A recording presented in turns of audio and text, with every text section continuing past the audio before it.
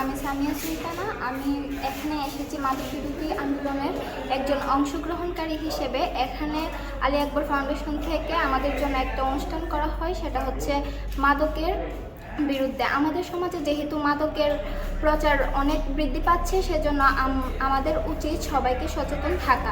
এবং আমরা এখান থেকে জানতে পেরেছি যে মাদকের কুফল সম্পর্কে।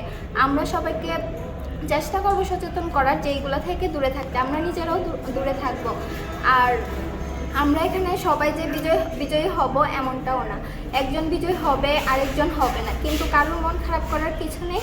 এখানে বিজয়ী না হতে পারলে কি হয়েছে, আমরা সবাই এটা সম্পর্কে জানতে পারছি, এটাই অনেক কিছু। আমাদের ভাই বোন, আত্মীয় স্বজন, পাড়া প্রতিবেশী সবাইকে আমরা মাদকের থেকে দূরে রাখার চেষ্টা করব। প্রশাসনের উচিত মাদকের বিরুদ্ধে আইনি ব্যবস্থা গড়ে তোলা এবং বিভিন্ন কর্মসূচি প্রণয়ন করা।